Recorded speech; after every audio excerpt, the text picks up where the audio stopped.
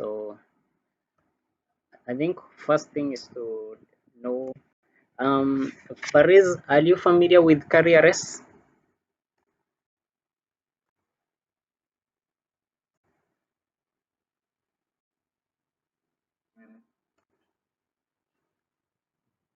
Yes, are you familiar with kariRS?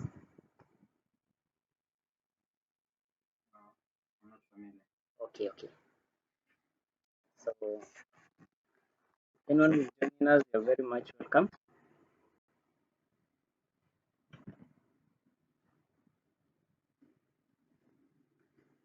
So if this is the first time that you are meeting or you are getting to know about kariRS, uh, just allow the interruption for now as we admit new people. So if you are joining us, you are very much welcome. Hence, if this is your first time meeting kariRS, literally what kariRS is all about is that it is a Rust embedded framework, and it is a framework that we use for building project or building prototypes, literally on AVR boards, and recently for also ESP32 boards. So if you have maybe heard of something like I like to bring you to much more of what is happening. Many people have heard about Arduino or something like that. So if you've heard something of Arduino or the sort of what it can do, it's similar to what kariRS can do, literally, but in a different structure, or in a different philosophy of how things should be done, or how the code is structured. So that's literally what kariRS does. So if you are quite new to it, you can usually check it out. This is the GitHub link. Let me just paste it for anyone who is completely new to this.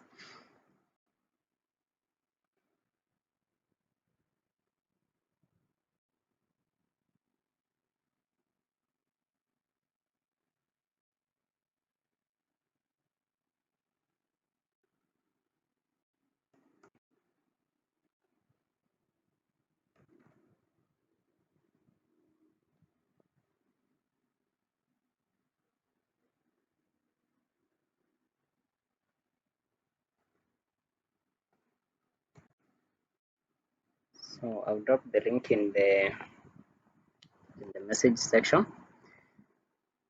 So uh, we want to basically, actually today the actual topic is the about kariRS version 1.1.0, which is the latest version. When you visit the GitHub repo, let me just go back a minute.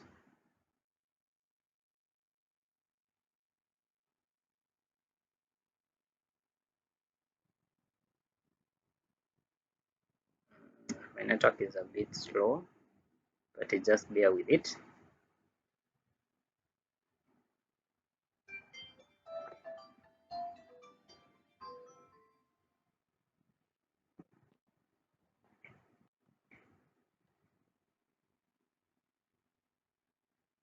So when you visit the kariRS GitHub repo, you can look, you can already see here at the releases. We already have 2 releases. So the current one, we have kariRS version 1.0, which is the one that is supported in the kariRS online IDE. So if you've practiced kariRS online IDE, kariRS version 1.0 is the one that is still supported up to the time we are also speaking at this moment. But again, now we have this new version, which is kariRS version 1.1, and it's very important that we review and get to know how what is new in it, how do you install it, because it's if you had done installation for kariRS version 1.0, you realize that now the installation will be different. This time you'll do things differently. It won't be completely following the procedure that is given here. But if it's the first time you are installing kariRS, you will definitely follow the procedure given in the documentation to install kariRS version 1.1.0. But again, if you had already gotten started with kariRS and you already have version 1.0 in your machine or in your laptop, then it means there are some steps you'll need to skip. So those are some of the things that we want to discuss in this session and see how to go about it. So the moment you come here, you can just come and click on it. It is the latest release of kariRS, and I want us to first see what's new and then look into the APIs very fast. So today we won't be doing much of the coding session or the technical session we've been having. So today we just be reviewing about kariRS version 1.1.0, and then as we continue we'll retrieve back to the technical coding sessions for kariRS.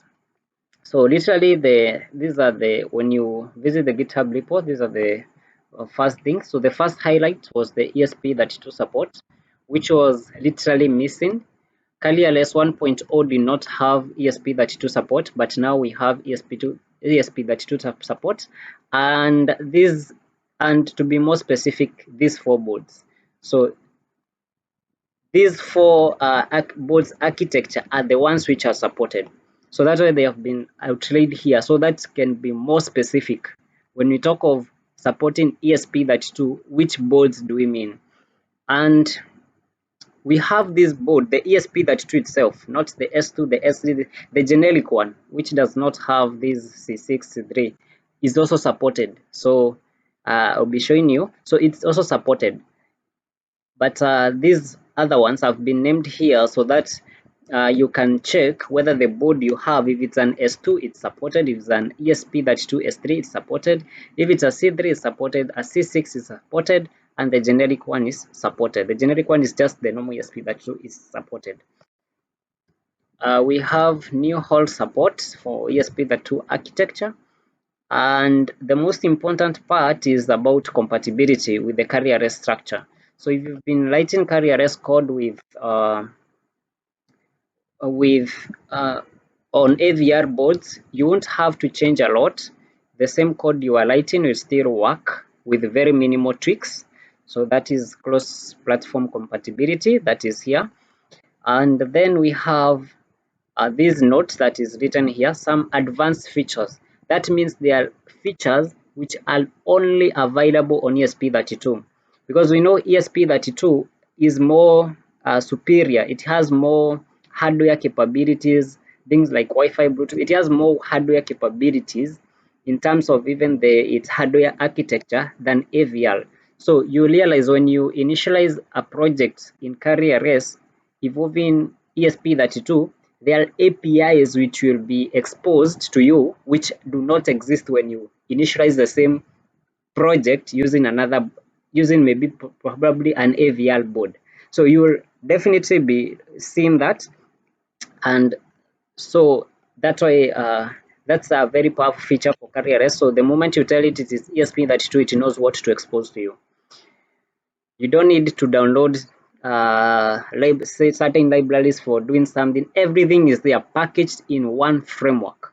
So it's up to the framework to decide which stuff do you need. What you need is what it will give you. So then we have some of the issues. As we have been doing coding in kariRS, we have had issues, and the first pinpointed issues was about analog write. Analog light was very static. That means it couldn't okay. We do have this function known as analog light. Analog light is a function that is used to set changing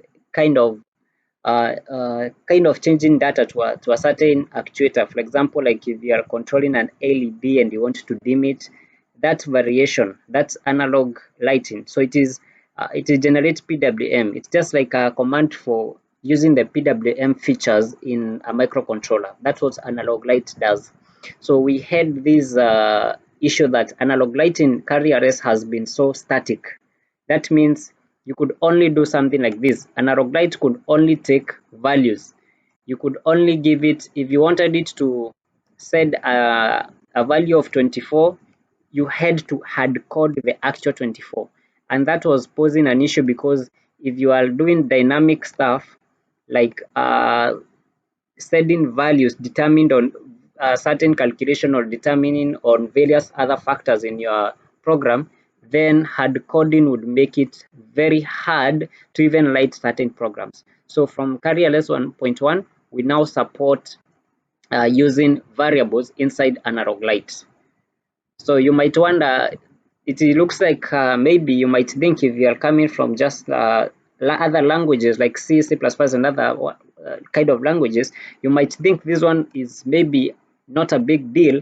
But when it comes to the Rust programming language and in this space, this is a big deal because just having to have this variable in the way that kariRS is based on code generation, the structure for kariRS is not what the microcontroller sees at the end of it. kariRS basically gives you a structure which is very easy to use, but it generates code. There's a lot of code generation that happens for kariRS, which is then processed and optimized by the compiler. So what happens is that kariRS is macro based. It is literally most of the things are not functions but macros. That's why you see this exclamation mark here. We're having, okay, that someone was joining us. Okay, no problem. So that's why you see this exclamation mark. This is not a function, this is a macro. Macros basically work on the fact on generating code. So most of the time you are writing code in kariRS, you are basically doing a code generation. There's a lot of code that is generated. What you write is not what the microcontroller finally sees. It sees something different. There's what the compiler will see, the whatever will reach the microcontroller is very, very different. And I'll actually show you how to see the code you write, what it looks like, what is the Rust equivalent code of what you've written. Because when we write something like analog write, this is kariRS code. This is known as a domain specific language, a DSL. So a DSL, for example, kariRS is a DSL, is a domain specific language. So that's why it gives you something like this analog write and all that. So this is not what the compiler expects. It expects something different. So a lot of code generation goes on. So that's why you see being able to support variables like this is quite of a deal in kariRS. So that's one of the things that has been solved. The other issue we had was with kariString. So if you use the kariString in kariRS, we have an API known as kariString, and it has a function known as format float. Now we had an issue whereby the format float was not working properly. It was when you gave it, when you passed in a float to it for it to convert to a string, it would just give you 0. So that has been solved from kariRS 1.1.0. So if you have faced that issue, just upgrade to this version and you'll not have that issue again. The other improvement that has happened is we have Jenkins. Jenkins is a very important macro in kariRS. It is literally, you will literally, most of the project you'll do, you will need to have this thing known as Jenkins. It is known as a pin generator. It generates pins. It is known as Jenkins. This is a macro. So literally this macro has now been improved, and it has new pin modes. So if you're following along and you are completely new to kariRS, don't worry. Just follow along and listen, because these are very important things. It's part of learning kariRS. But if you've been using kariRS, now Jenkins has literally been, what you are using in Jenkins is something like this, what I'm highlighting right now. You just give it the name of pins and the type of pin you want. Like for example, this is SDA, meaning the serial data. So this is a name, you can give it any name, and then here you give it a pin number, which has to either start with a D or an A. A D means digital. When you give an A, it means analog. And the gen pins is usually very strict. It checks whether the pin you are giving it is whether the pin number you're giving it is available in that MCU, and whether it can be instantiated or generated as such. So the moment you pass a name here, colon, and maybe the pin, you are literally telling it, I want you to generate for me that pin so that I can be able to use a pin known as SDA. So in your code, if you come and write something like SDA anywhere in your code, it will just work. Let me just show you in an example. Let me share my whole screen for a moment so that you can see what I'm talking about. For example, is to share the entire screen. Share.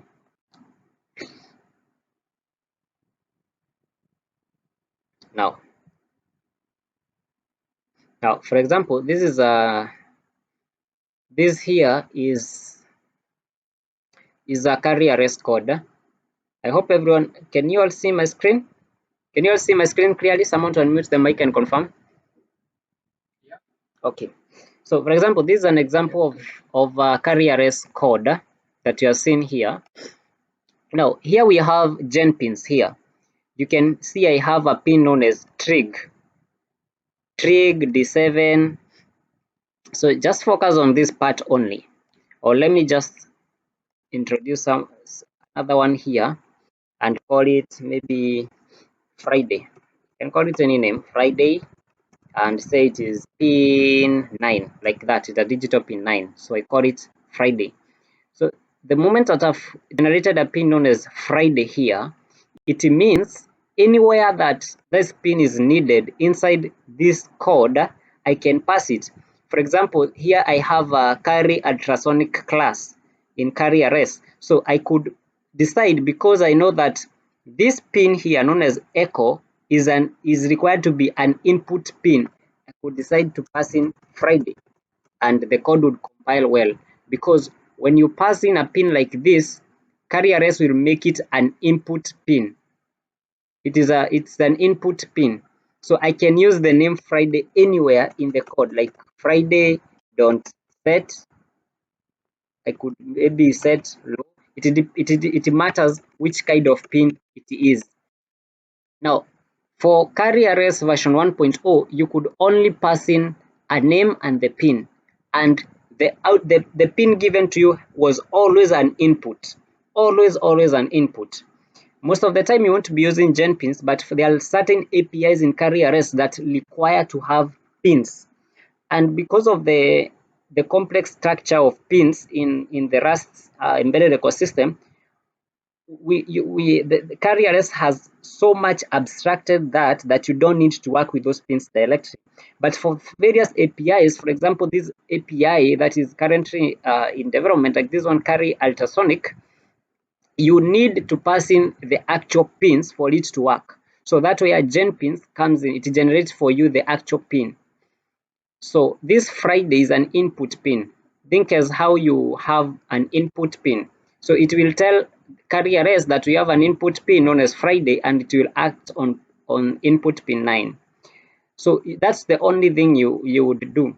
But with if you wanted to have a lot of fine control, if you want to go to low level, because kariRS also supports going low level, extremely low level, bypassing the abstractions, you would need to go ahead and have the actual pins by yourself.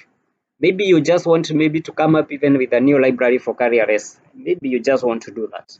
So kariRS allows for low level abstractions, and we have also APIs that require you to give them those pins.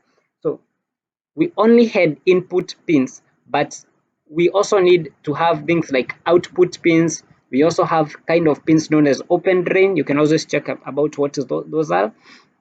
So to do that, it was very you needed to be now versed with looking into the internal logic of kariRS and the hulls which it wraps around, and that was a lot of work.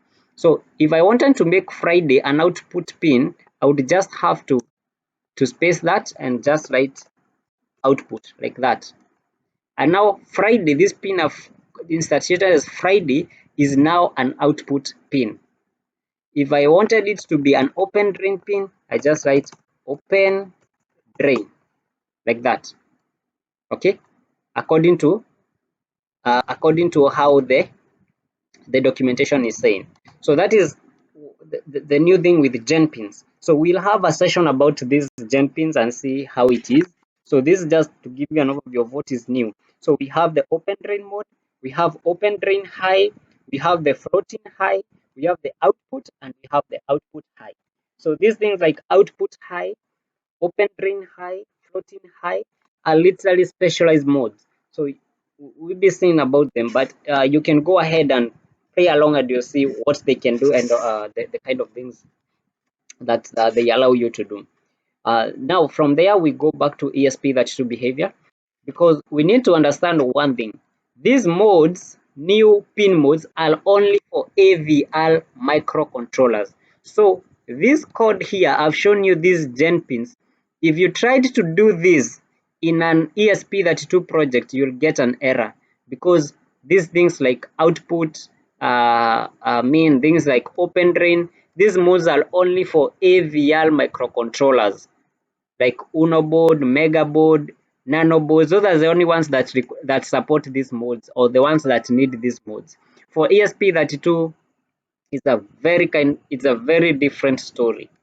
ESP32 pins are very much more flexible. They do not need all that a lot of work to work with. So now we have, let's check on ESP32 behavior in gen pins, just in gen pins. So for ESP32, pins are now generated as flexible peripherals that can be configured. So for ESP32, it will generate you for a pin that is neutral, a pin that, it can be made to be an input, an output, or PWM. So if you are dealing with ESP32, you use this first mode here. This one where you do not pass extra parameters of modes. So that's how ESP32 behavior is. From there, we now have new hardware APIs. So we have RTC support. RTC means real-time clock. So real-time clock support is now there in kariRS. RTC support is now there. Actually, there's a project we are working on that was involving this RTC support in kariRS, and it was a very good project. I think I'll share the video to that project on the WhatsApp group or the kariRS group. So literally, we have this RTC real-time clock, and we support kari. We have these are all the supported hardware or sensors for RTC. We have DS323X, DS3231. Literally, you can just say we support all the RTC modules that are used with those boards. Literally almost, because these are the most popular ones and they are all supported.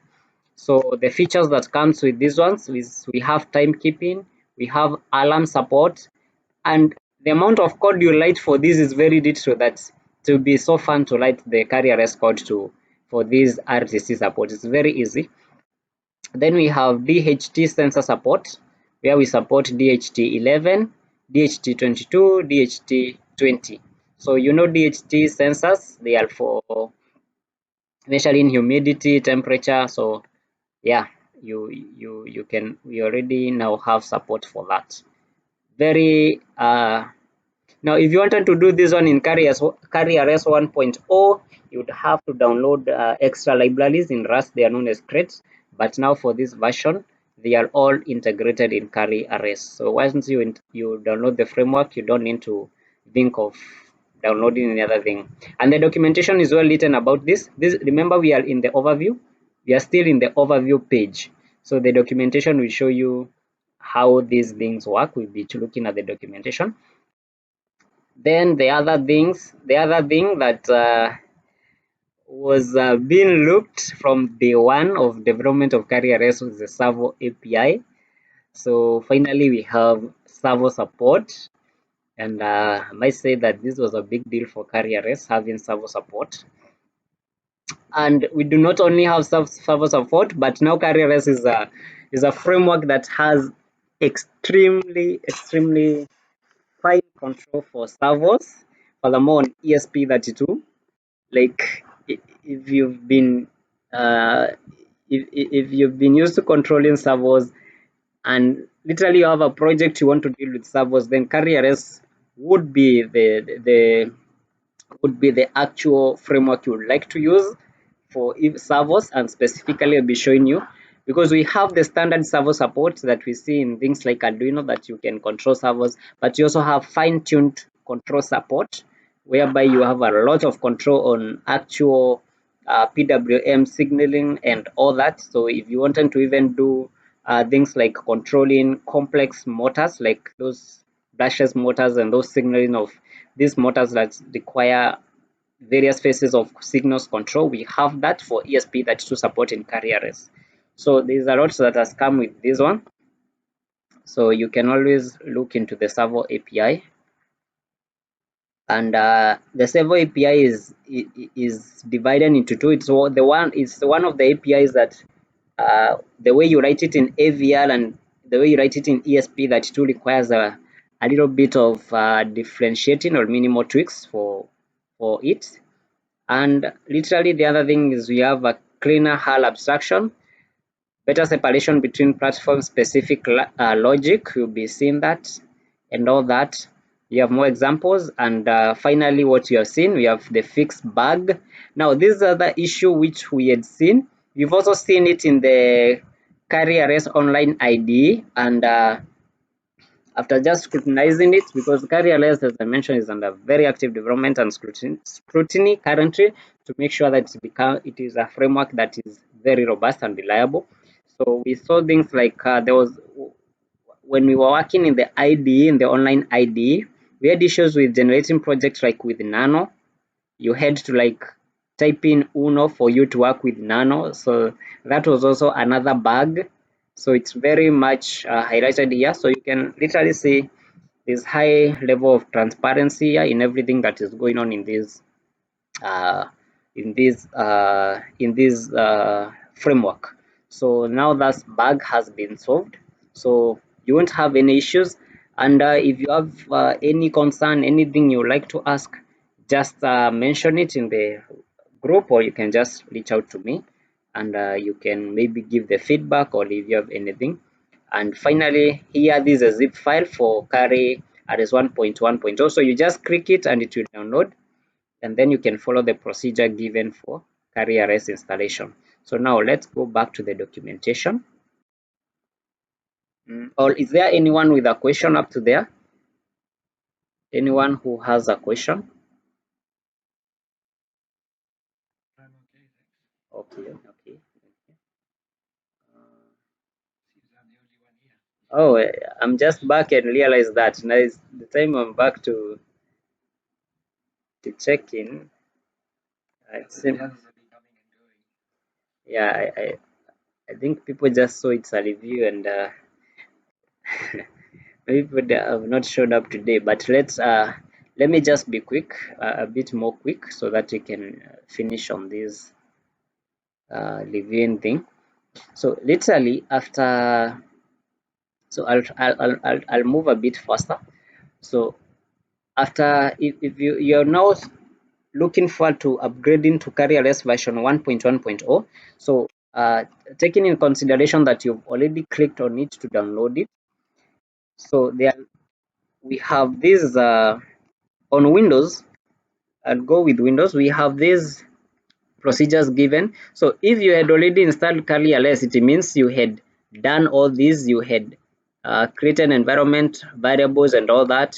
So the only thing that is required is after you download, you just need to take the new kariRS folder and replace the current one, the one that is existing. That is just what you'll need to do to download, to get started with kariRS 1.1.0. That's the only thing you need to do in terms of installation. And then after that, you have to run this function. You have to run kariDoctor, because kariRS version 1.0 comes with a lot of toolchains. So you need to run kariDoctor and then wait for it to finish, because again kariRS 1.1.0 is more massive than its predecessor. So for all the new APIs, you can usually check them. Let me just go below here very fast so that we can wind up, because these things we shall be seeing them uh, time by time as we have the sessions for programming or for looking into each API separately. So I just move fast to see. So the the APIs for 1.0 ends at example 15. So beyond example 15 are the new features for that have been introduced. We have kariServer. So you can usually copy this code over here and try it, and you have to be very careful to check which one. So this one is in AVR, it is well written. So this is how you use a servo motor in AVR. You just instantiate kariServer.new, you give it the pin number. Imagine, just give it the pin number, and you have to make sure that you have you have made that pin number a PWM pin. So you have to have done this. This is very important. So that will be looking into this. And then you can see if, for example, you wanted to do a simple rotation, you can just copy this for loop, and this one will be rotating the servo motor back and forth. If it is in ESP32, it's a different structure.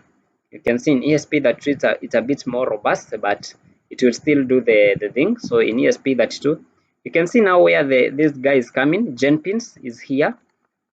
He has come to show his powers here. So this is how we have so we'll be discussing all of this and discussing what are these. We are seeing carry HS timer 1. What is this? What is carry? Let's see. We'll be looking into that.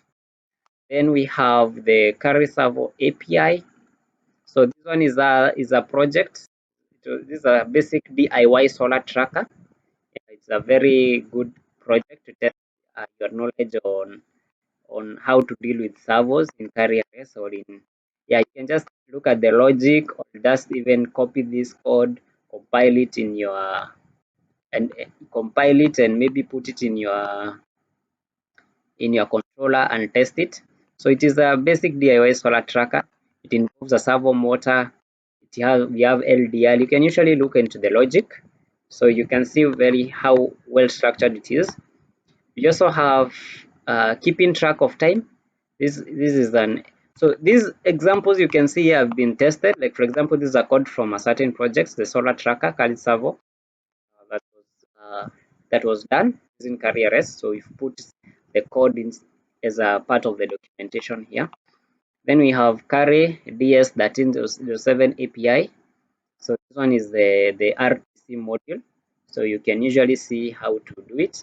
For example, this code here, RTC don't set time. This one you run it for the first time, and then after it has run, you need to now go ahead. Like you can see, you have been told that you run this for the first time. After you understand this, you know why it's run for the first time.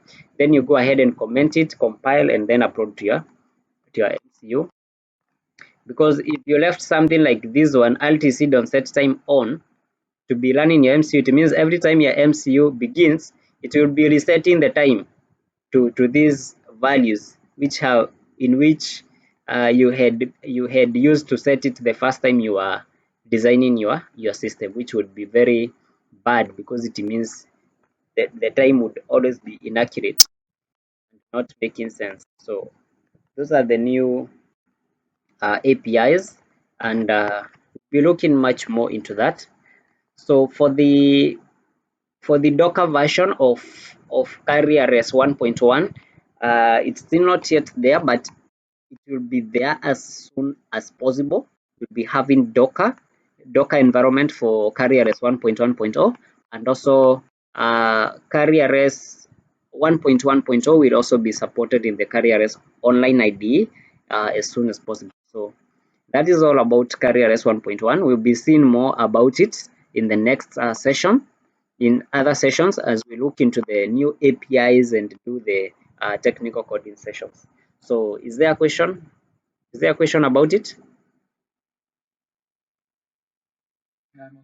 Okay, so I think we can end the session there, and yeah, we can end the session there actually. So thank you for joining the meeting, and have a good weekend.